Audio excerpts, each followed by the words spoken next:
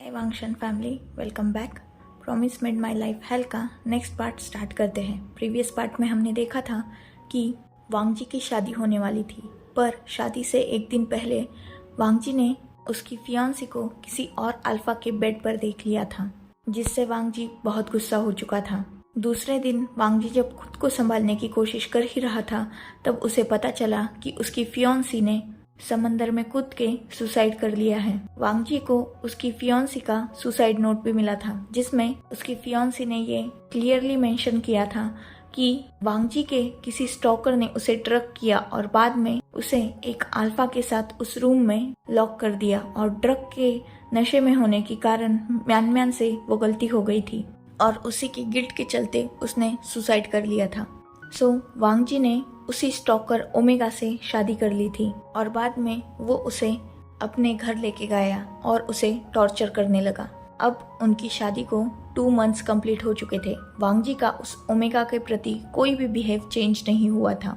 वांगजी हर रोज normally उस omega को slab मारता, उससे पूरे मेंशन के वर्क करवाता। गलती होने पर उस ओमेगा को पनिशमेंट भी मिलती थी, पर वांगजी ने अभी तक कभी भी उसे इनएप्रोप्रिएट वे में टच नहीं किया था, उसके साथ कुछ भी गलत हरकत नहीं की थी। ऐसे ही उनके दिन बीत रहे थे।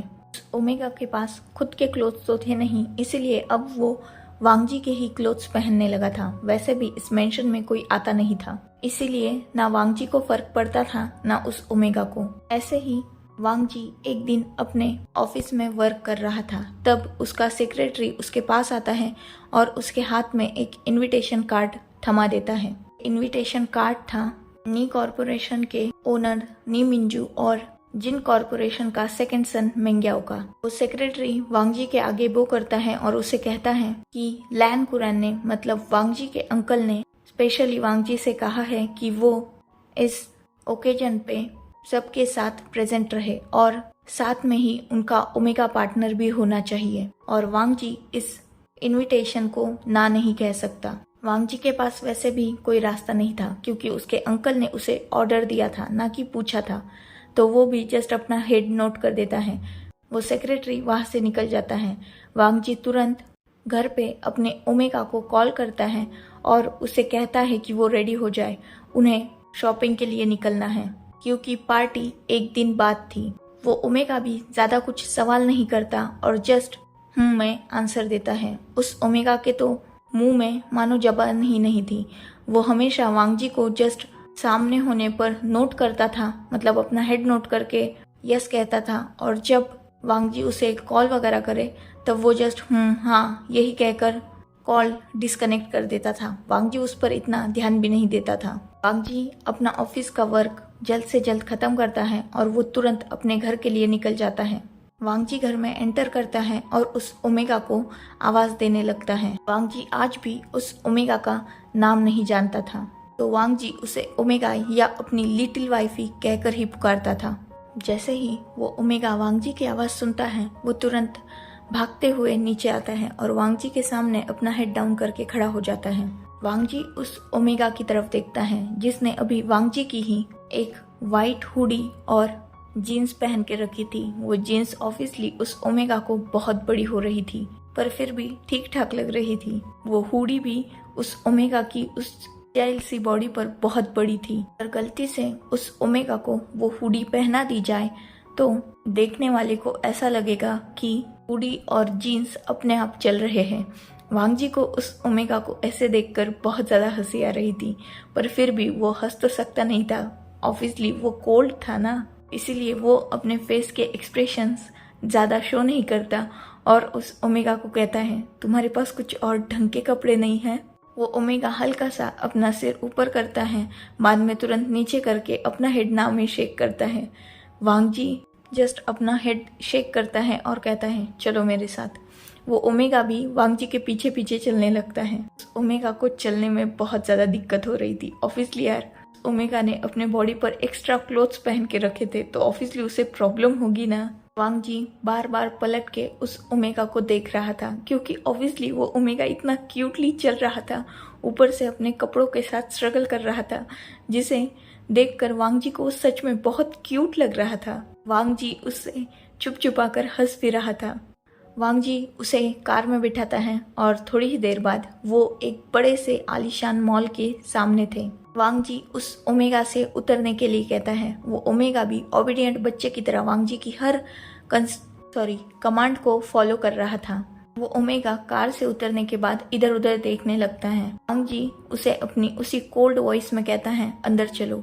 वो ओमेगा भी वांग जी को फॉलो करने लगता है। वांग जी उसे एक साइड की लिफ्ट में लेके जाता है और थोड़ी ही देर बाद वो दोनों भी मॉल के क्लॉथ सेक्शन में पहुंच चुके थे। वो ओमेगा पीछे पीछे चल रहा था और वांग जी आगे चल रहा था। गलती से ऐसे ही चलते चलते उस ओमेगा का पाँव अपने ही जीन्स में अटक जाता है और वो जोर से नीचे गिर जाता है। वांग जी को जैसे ही पीछे से कुछ जोर से आवाज़ आती है, वो तुरंत पलट के देखता है तो वो देखता है कि वो छोटा सा ओमेगा ज़मीन पर नीचे गिरा हुआ है। वांग जी तुरंत भागते हुए पीछे जाता है और उस ओमेगा की तरफ देखने लगता है और नीचे झुकते हुए उससे कहता है, तुम्हें लगी तो नहीं ना, तुम ठीक हो?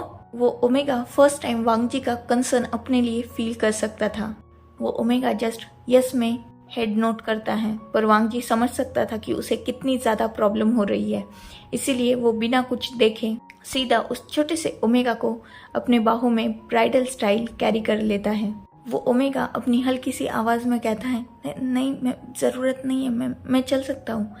वो इससे पहले कि आगे कुछ बोले, जैसे ही उसने देखा कि वांग जी की शार्प नज़रें उसी पर है, वो तुरंत चुप हो जाता है और अपनी आंखों को भी नीचे झुका लेता है। वांग जी उसे लेकर तुरंत ओमेगा के क्लोथ्स की तरफ चला जाता है। वहाँ जो भी उन दोनों को देख रहे थे, सबको ऐसा लग रहा था कि वांग जी ने किसी पर्सन को नहीं बल्कि सिर्फ हुडी और जीन्स को पकड़ के रखा है। ऑब्वियसली वो हुडी बहुत थिक थी और वो जीन्स भी हद से ज़्यादा बड़ी थी। ऐसे ही स्ट्रगल करते करते वो थोड़ी ही देर बाद फाइनली क्लोथ सेक्शन में पहुंच ही जाते हैं और वांग जी उसे एक कंफर्टेबल काउच पर बिठाकर उसके लिए खुद क्लोथ्स सिलेक्ट करने जाता है। वांग जी करीबन 1 घंटे उस पूरे स्टोर का चक्कर लगाता है और जब वो लौटता है, उसके पीछे जो मॉल के हेल्पर थे उन सब के हाथ में बहुत सारे क्लोथ्स थे। वांग जी उस ओमेगा की तरफ देखता है जो अभी कंफर्टेबली काउच पर बैठकर एक मैगजीन रीड कर रहा था। वांग जी उस ओमेगा के साइड में जाके बैठ जाता है और उसे अपनी रूड वॉइस में कहता है, जाओ और इन सब को पहन के दिखाओ। वो ओमेगा ऊपर की तरफ देखता है जहाँ बहुत सारे लोगों के हाथ में बहुत सारे क्लोथ्स थे, जिन्हें देखकर वो ओमेगा वांग जी की तरफ देखता है और कहता है, इतने सारे मुझे चेंज करने होंगे। वांग जी फर्स्ट उस ओमेगा की तरफ देखता है, बाद में उन सब क्लोथ्स की तरफ और अपना हेड नोट कर देता है। अब उस प्यारे से ओमेगा के पास और रास्ता ही क्या बचा था। वो उठता है, वो सारे क्लोथ्स एक एक करके पहनने लगता है। वांग जी को सारे ही क्लोथ्स उस ओमेगा पर बहुत ज़्यादा अच्छे लग रहे थे। ऑब्वियसली वो ओमेगा भले ही मेल था पर बहुत ज़्यादा ब्यूटीफुल था। ऐसे ही वो ओमेगा कम से कम 20 से 25 ड्रेस ट्राई करता है और वांग जी सारे ही ड्रेस बाय कर लेता है और उन सेल्स पर्सन की तरफ देखते हुए कहता है, जाओ और भी क्लोथ्स इस पर्सन के लिए लेके आओ। ये सुनकर वो ओमेगा जस्ट बेहोश होने वाला था। अभी अभी उसने करीबन 3 घंटे में इतने सारे क्लोथ्स चेंज किए हैं। ऊपर से एक मॉडल की तरह वो वांग जी को चल के घूम के फिर के दिखा रहा है। वो सच में परेशान हो चुका है। इस आदमी को उसके लिए और भी कपड़े खरीदने हैं। वो ओमेगा वांग जी की तरफ देखता है और कहता है, नहीं बस हो गए। वांग जी फिर से उस प्यारे से ओमेगा की तरफ घूर के देखता है तो वो चुप हो जाता है। वो सारे लोग ओमेगा के हिसाब से थोड़े कपड़े और लेके आते हैं और वांग जी फिर से उनमें से जो पसंद आता है वो उस ओमेगा को पहनने के लिए भेज देता है। ये सारे पार्टी वेयर सूट्स थे, इनमें वो ओमेगा बहुत ब्यूटीफुल लग रहा था। ओमेगा एक सूट पहनता है जिसमें ब्लैक एंड वाइट कॉम्बिनेशन था। वांग जी इस सूट के लिए डन कर देता है कि यही सूट वो कल पार्टी में पहनेगा। वो ओमेगा भी अपना हेड नोट करता है। वो ओमेगा फिर से चेंजिंग रूम में जाता है और एक अलग ड्रेस चेंज करके आता है। जैसे ही उस ओमेगा ने उस ड्रेस को पहन के बाहर एंटर किया था और यार मतलब उस चेंजिंग रूम से वो बाहर आया था, हर किसी की नज़रें बस उस ब्यूटीफुल ओमेगा पर ठहर गई थी। एक ब्लैक जीन्स, ऊपर से रेड सिल्क शर्ट और एक फैंसी ब्लैक जैकेट। सच में वो ओमेगा उस ड्रेस में मेस्मराइजिंग लग रहा था। उस ओमेगा ने अपने ब्यूटी से वहाँ सबका अटेंशन अपनी तरफ खींच लिया था। वांगजी उस ओमेगा को उस ड्रेस में देखकर पूरी तरीके से मेस्मराइज हो चुका था और वो अपनी आंखें फाड़ कर उस ओमेगा की तरफ ही देख रहा था। वो ओमेगा सबके फेशियल एक्सप्रेशन नोटिस कर रहा था और उसे समझ में नहीं आ रहा था कि ये सब लोग उसे एक शोपीस की तरह घूर क्यों रहे हैं। वो ओमेगा ऐसे ही चलते हुए आगे आता है और वांगजी के सामने खड़ा होकर अपनी थोड़ी लड़खड़ाती हुई आवाज में कहता है कि क्या ये सही नहीं लग रहा, कि क्या मैं चेंज कर दूं? पर वांगजी उसके मुंह से एक आवाज तक नहीं निकल रही थी। वो ओमेगा कुछ भी समझ नहीं पाता और तुरंत पीछे मुड़ जाता है फिर से चेंजिंग रूम की तरफ। जी अब जाकर कहीं होश में आया था और वो अपने आसपास देखने लगता है तो सारे लोग मतलब उस मॉल में जितने भी अभी वहाँ वर्कर थे वो सब उस ओमेगा की तरफ ही अपनी आंखें फाड़कर देख रहे थे, जिसे देखकर वांगजी को सच में बहुत ज्यादा गुस्सा आ रहा था। वांगजी सबका अटेंशन अपनी तरफ करने के लिए उस सामने पड़े टेबल पर एक जोर से हाथ मारता है, जिससे सबका अटेंशन उसकी तरफ चला जाता है। वांगजी अपनी जगह से खड़ा हो जाता है। इतनी जोर की आवाज सुनकर वो ओमेगा भी पलट चुका था और वांगजी की तरफ देख रहा था।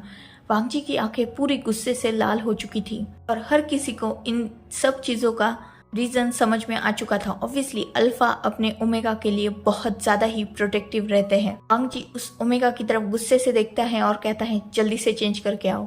वो ओमेगा बिना कुछ सवाल किए पलटता है और इतनी जोर से उस चेंजिंग रूम में भागता है, एक ही पल में वो गायब हो चुका था। वांगजी सबकी तरफ देखता है और एक डेथ डेयर देता है, जिससे हर कोई डर गया था और अपने अपने काम पर इनफैक्ट भाग ही गया था। थोड़ी ही देर बाद उनकी शॉपिंग कंप्लीट हो जाती है। वांगजी उस ओमेगा के लिए हल्की फुल्की ज्वेलरी भी लेता है, मतलब वॉच, रिंग, चैन, ऐसा कुछ। उसके लिए शूज वगैरह भी परचेस करता है और फाइनली वो करीबन 2 बजे के आसपास मॉल में गए थे और निकलते निकलते उन्हें 8 बज चुके थे। वो ओमेगा दिल ही दिल में वांगजी को कर्स कर रहा था, क्योंकि ऑब्वियसली उसके दिल की तो एक भी चीज वांगजी ने उसे खरीद के नहीं दी, ऊपर से अपने सारे डिसीजंस उस पर थोपता रहा। उसे चेंजिंग रूम में आज लगभग अपना आधा दिन बिताना पड़ा था। ऊपर से ज्वेलरी और जूते लेते हुए भी वांगजी इतना नाटक कर रहा था, जिसे देखकर सच में उस ओमेगा को लग रहा था कि ओमेगा ये है या मैं हूँ। मैं चूजी और मूडी होना चाहिए, पर ये अल्फा ये तो उससे भी ज्यादा खतरनाक है। पर फिर भी सारी चीजें बेस्ट थी, जिसे देखकर उस ओमेगा के चेहरे पर एक हल्की सी स्माइल थी। वांगजी भी उस ओमेगा के सारे एक्सप्रेशन नोटिस कर सकता था। वांगजी अपनी कार को घर पे ना ले जाते हुए सीधा एक रेस्टोरेंट में रोकता है। वो ओमेगा बाहर की तरफ देखने लगता है। वांगजी उसे कहता है चलो उतरो। अब उस ओमेगा ने थोड़े अच्छे खासे कपड़े पहन के रखे थे, मतलब उसके साइज के कपड़े पहन के रखे थे। वो ओमेगा नोट करता है और नीचे उतर जाता है। वांगजी उसे अंदर लेके जाता है और वो दोनों भी डिनर करने के लिए बैठ जाते हैं। थोड़ी ही देर बाद उनका ऑर्डर भी आ जाता है। जैसे ही उस ओमेगा ने उस फूड को देखा ना, उसका मुंह ऐसा बन गया था ना, बस अब वो वांगजी को मारना ही चाहता है। वांगजी ऐसा प्लेन और सिंपल फूड खाता है, मतलब उस ओमेगा की भाषा में कहा जाए तो वो ऐसी घास फूस खाता है, पर वो ओमेगा ऐसी चीजें नहीं खाता। ऑब्वियसली घर पे वो खुद कुक करता है तो वांगजी के लिए अलग और खुद के लिए अलग कुकिंग करता है, क्योंकि वो वांगजी जैसा टेस्टलेस फूड तो बिल्कुल नहीं खा सकता, उसे स्पाइसी चाहिए। और ये सब वांगजी को पता नहीं था, क्योंकि वो ओमेगा अक्सर वांगजी के खाने के बाद ही खाना खाता था। वांगजी उस ओमेगा की तरफ देखता है और कहता है क्या हुआ, खाना खाओ ना। ओमेगा बेमन से अपनी चॉपस्टिक उठाता है और उस खाने के साथ खेलने लगता है। उसे ऑब्वियसली पता था कि इस खाने का टेस्ट कैसा होने वाला है। वो अपने मुंह का टेस्ट बिल्कुल नहीं बिगाड़ना चाहता था।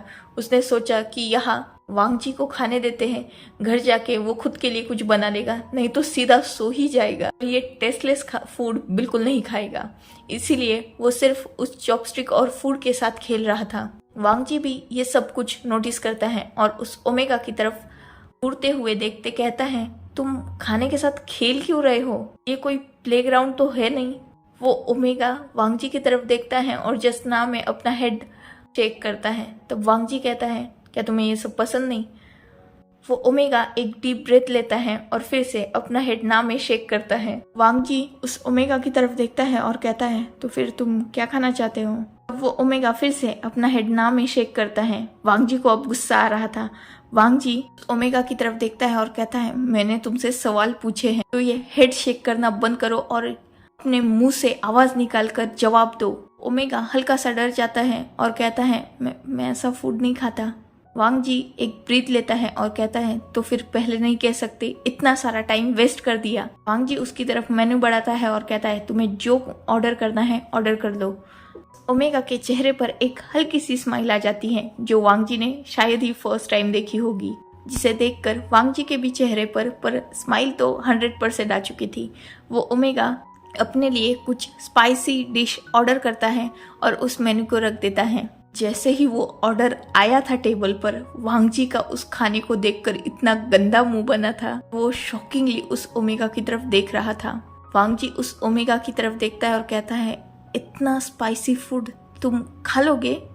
वो ओमेगा एक बनी स्माइल के साथ जस्ट अपना हेड बार बार यस में शेक करने लगता है। उसकी आंखों की खुशी और होठों पे वो प्यारी सी मुस्कान देखकर वांग जी की दुनिया तो थम चुकी थी और वो ओमेगा अपना फूड सामने देखकर उस फूड पर पूरी तरीके से टूट चुका था और वो गपागप सारा खाना खाई जा रहा था। वांग जी तो अपना खाना खाना भूल ही चुका था और वो बस उस ओमेगा की तरफ देख रहा था। खाना खाते हुए उसके लिप्स कितनी प्यारी तरीके से मूव हो रहे थे, ऊपर से उसकी आंखों के और उसके चेहरे के वो एक्सप्रेशंस। वांग जी के लिए तो बस ये हार्ट अटैक था। वांग जी अब अपना खाना छोड़कर बस उस ओमेगा की तरफ ही एक जैसे देख रहा था, पर उस ओमेगा का ना वांग जी पर ध्यान था ना वांग जी के खाने पर। वो तो बस अपने खाने को खा रहा था। ऐसे ही वांग जी उसे घूरते घूरते और वो ओमेगा खाते खाते अपना डिनर कंप्लीट करते और फाइनली घर की तरफ चले जाते हैं। रात के ऑलरेडी 10 बज चुके थे। ओमेगा सीधा कार से नीचे उतरता है और अंदर की तरफ जाने लगता है। वांग जी उसे पीछे से आवाज देता है और कहता है, माई लिटिल वाइफी। वो ओमेगा अपनी ही जगह रुक जाता है और पीछे देखता है। वांग जी उस ओमेगा से कहता है, ये तुम्हारा सामान, मैं उतारूं?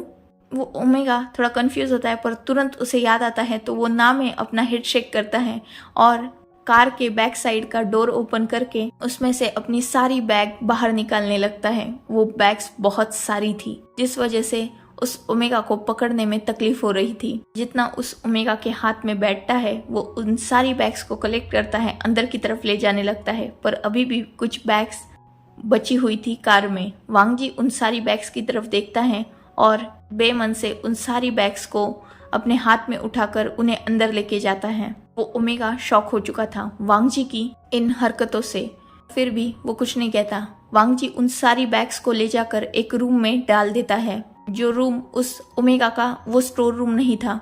वो ओमेगा वांग जी की तरफ ही देख रहा था। वांग जी उसे अपनी कोल्ड ट्यून में कहता है, आज से तुम्हें उस स्टोर रूम में रहने की कोई ज़रूरत नहीं है, तुम चाहो तो उस रूम को यूज़ कर सकते हो। उस ओमेगा के चेहरे पर हल्की सी स्माइल आ जाती है और वो वांग जी की तरफ देखकर जस्ट अपना हेड नोट करता है। इस सडन चेंज से वो ओमेगा भी शॉक था और वांग जी भी नहीं समझ पा रहा था कि ऐसे एक ही दिन में उसने क्यों इस ओमेगा को एक रूम दे दिया। पर फिर भी आज उस ओमेगा का चेहरा देखकर या यूँ कहा जाए क्यूट फेस देखकर वांग जी की इच्छा ही नहीं हो रही थी उसे टॉर्चर करने की या उसे दर्द देने की। इसलिए वांग जी ने अनकॉन्शियसली ही ये कदम उठा लिया था। तो ओमेगा तुरंत उन बाकी बैग्स को भी उठाता है और उस रूम में चला जाता है। ऐसे ही वो दिन भी बीत जाता है, मतलब वो रात भी बीत जाती है। अब दूसरा दिन था उस पार्टी का दिन। तो वांग जी उस ओमेगा से कहता है कि जो सूट कंफर्म हुआ है उसे पहनकर शाम को रेडी रह जाना, मैं तुम्हें पिक करने आऊंगा। वो ओमेगा नोट करता है और वांग जी अपने ऑफिस के लिए चला जाता है।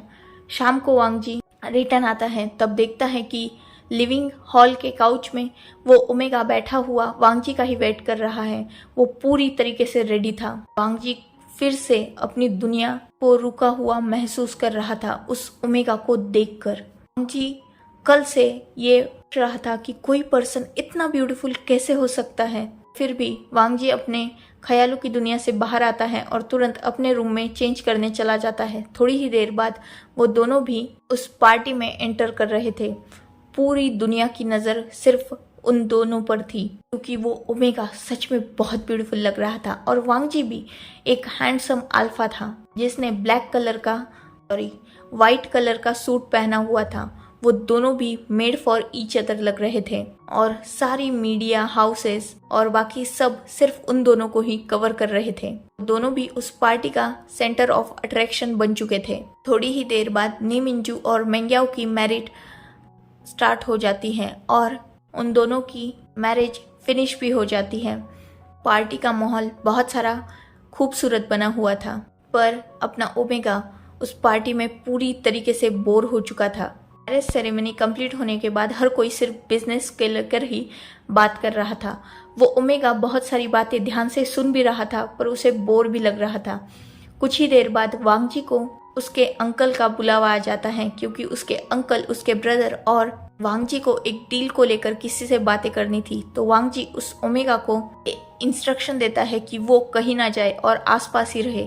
इतना बोलकर वांग जी अपने ब्रदर के साथ चला जाता है। तो ओमेगा भी अपना हेड नोट करता है और उधर ही कहीं घूमने लगता है। थोड़ी ही देर बाद उस ओमेगा को ये फील होता है कि उसके शोल्डर पर किसी का हाथ है। वो जैसे ही पीछे देखता है, एक प्यारा सा ओमेगा उसी की तरफ स्माइली फेस के साथ देख रहा था।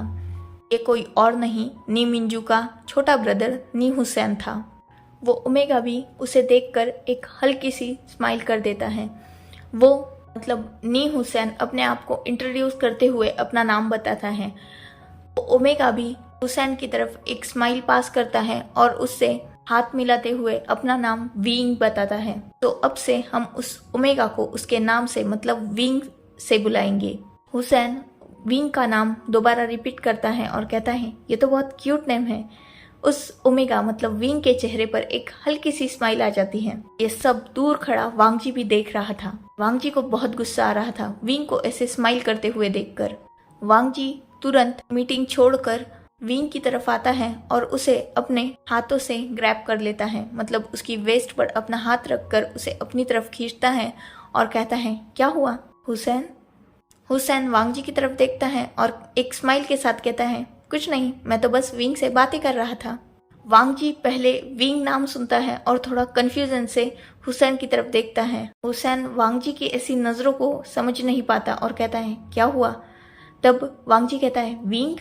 तब हुसैन मुस्कुराते हुए कहता है, हाँ विंग। अब ये मत कहना कि तुम्हें अपने ओमेगा का नाम भी नहीं पता।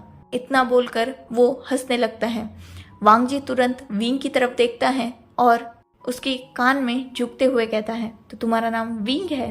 वो ओमेगा इधर उधर देख रहा था और कोई चीज ढूंढ रहा था इस अल्फा के सर पे मारने के लिए। तुमने शादी की, 2 महीने से ज्यादा तुम साथ में रह रहे हो, लिटिल वाइफी कह के पुकारते हो और तुम्हें अब तक मेरा नाम नहीं पता। और फिर भी वो ओमेगा अपना विंग एक डीप ब्रेथ लेता है, अपने गुस्से को शांत करते हुए अपना हेड नोट करता है। तो वांग जी फिर से उसके नोट को देखकर कहता है, ओह ये सच में बहुत ब्यूटीफुल नेम है, लैन विंग। अच्छा लग रहा है ना? वो ओमेगा को समझ में नहीं आ रहा था कि कल से वांग जी को हुआ क्या है, ये इसका बिहेवियर इतना अचानक चेंज कैसे हो रहा है। पर वांग जी, वो बेचारा तो खुद नहीं समझ में आ रहा था कि उसके साथ हो क्या रहा है। उस ओमेगा को देखकर 2 दिन से उसके दिल ने खाना पीना सोना सब कुछ छोड़ दिया है। कल से और आज से, जब से वांग जी ने उस ओमेगा को अपने विंग को उन प्यारे प्यारे क्लोथ्स में देखा था ना, उसका दिल बस घंटी बज चुकी थी और अब वो चाह कर भी विंग को टॉर्चर नहीं कर पा रहा था। इसीलिए वो विंग के साथ थोड़ा बेटर बिहेव कर रहा था। हुसैन अभी भी उन दोनों को कंफ्यूजिंगली देख रहा था और अपना गला साफ करते हुए कहता है, तुम दोनों को हुआ क्या है? वांग जी तुरंत हुसैन की तरफ देखता है और विंग हुसैन की तरफ एक प्यारी सी स्माइल देते हुए अपना हेड ना में शेक करता है। हुसैन विंग का हाथ पकड़ता है और उसे वांग जी से खींचते हुए कहता है, हर रोज तो इसी के साथ रहते हो, कितना चिपकोगे? मैं इसे लेके जा रहा हूँ और अपने दोस्तों से मिलाता हूँ। इतना बोलकर वो वांग जी की बिना कोई बात सुने वहां से भाग चुका था। एक्चुअली नी मिंजू और लैन सिचन बहुत अच्छे दोस्त थे, जिस वजह से हुसैन वांगजी को अच्छी तरीके से जानता था और हुसैन के सामने वांगजी की कुछ भी नहीं चलती थी। मतलब ऐसा नहीं था कि हुसैन डरता नहीं था वांगजी से, पर वो दोनों दोस्त थे तो डरना भी क्या। इसीलिए हुसैन उसके साथ अक्सर चाइल्डिश ही बिहेव करता था और वांगजी को ही डांटा करता था। इसीलिए आज भी उसने कोई बात नहीं सुनी और वो विंग को लेके गया बिना वांगजी के परमिशन के। हुसैन विंग को पूरी पार्टी में घुमा रहा था और सबसे मिला रहा था। विंग और हुसैन की अच्छी खासी बन चुकी थी। हुसैन ने विंग को मेंग्याओ से भी मिलाया, जो बहुत स्वीट ओमेगा था और नी मिंजू का पार्टनर भी था। विंग, हुसैन और मेंग्याओ की अच्छी बन चुकी थी, क्योंकि ऑब्वियसली वो पार्टी में सब तो बोर ही हो रहे थे। मैरिज के बाद आ रहे थे, मेंग्याओ को गिफ्ट दे रहे थे, उससे मेंग्याओ भी थोड़ा पक गया था। तो वो भी हुसैन के साथ अब थोड़ा मस्ती करने नीचे आया था और वो तीनों ओमेगा पूरी पार्टी में घूम रहे थे और मस्ती कर रहे थे। नी मिंजू भी हुसैन और मेंग्याओ को आज कुछ नहीं कहते और उन्हें उनके दिल जैसी करनी देते हैं। वो तीनों साथ में खाते भी है थोड़ा सा और बाद में ड्रिंक भी करते हैं। मेंग्याओ तो ड्रिंक नहीं करता क्योंकि उनकी वेडिंग रिचुअल्स बचे हुए थे, पर विंग और हुसैन वो दबा के पी रहे थे। ऐसे ही उस पार्टी का वक्त बीत रहा था। वांगजी की नज़र हर पल विंग पे थी। वो विंग को ऑब्जर्व कर रहा था, कैसे विंग सबसे हंस के बातें करता है या उसमें कैसा चाइल्डिश बिहेव है। वांगजी को आज विंग को देखकर बहुत ज़्यादा अच्छा लग रहा था, क्योंकि विंग की ये नेचुरल स्माइल उसने फर्स्ट टाइम देखी थी। ऐसे ही वक्त बीत रहा था। वांगजी भी अब अपने बिजनेस के काम में बिजी हो चुका था, मतलब बातों में। और दूसरी तरफ विंग और हुसैन अभी भी मस्ती कर रहे थे। मेंग्याओ नी मिंजू के पास लौट चुका था। ऐसे ही बातें करते करते हुसैन विंग को एक अल्फा फ्रेंड से मिलाता है, जो बहुत ज़्यादा ही हैंडसम था। ये कोई और नहीं वेन चाओ था, वेन रोहान का बेटा। विंग भी पोलाइट वे में वेन चाओ को ग्रीट करता है, पर हुसैन वेन चाओ को कुछ ज़्यादा पसंद नहीं करता था। ये तो सिर्फ फॉर्मेलिटी थी, जिस वजह से हुसैन ने वेन चाओ और विंग को इंट्रोड्यूस किया था। पर वेन चाओ, उसकी नज़र तो विंग पर पहले दिन से थे। मतलब जब याच पर इनकी शादी हुई थी तब भी वो विंग को देखकर शॉक हो चुका था। इतना ब्यूटीफुल मेल ओमेगा उसने आज तक देखा ही नहीं था।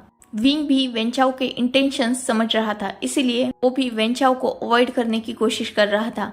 पर वेन चाओ वो ना हुसैन को छोड़ रहा था ना विंग को, और वो दोनों से भी बातें कर रहा था। वो दोनों भी थोड़ा हंसते हुए उससे बातें कर रहे थे। वांगजी ने जैसे ही ये देखा था, उसकी तो जेलेसी लेवल एक्सट्रीम थी। वो तुरंत अपने भाई से एक्सक्यूज करता है और विंग के पास चला जाता है। वो फिर से विंग को उसके वेस्ट अराउंड पकड़कर अपनी तरफ खींचता है और उन दोनों से भी एक्सक्यूज करके सीधा विंग को पार्टी के बाहर लेके जाता है। वो विंग को सीधा कार के अंदर फेंक देता है और खुद ड्राइविंग सीट पे आकर बैठ जाता है। थोड़ी ही देर बाद उन दोनों की ही वो कार हवा से बातें कर रही थी। विंग को समझ में नहीं आ रहा था कि वांगजी को अचानक हुआ क्या है। वो बहुत गुस्से में लग रहा था, पर विंग उसकी हिम्मत ही नहीं होती वांगजी से कुछ पूछने की, इसलिए वो चुपचाप जस्ट वहां बैठा हुआ था। थोड़ी ही देर बाद वो दोनों भी अपने मेंशन के आगे पहुंच जाते हैं। So enough for today, let's take a break. Next chapter in next video. If you like my explanation, like, comment and subscribe my channel. Hopefully you all are enjoying this journey. Goodbye, take care, enjoy your beautiful life.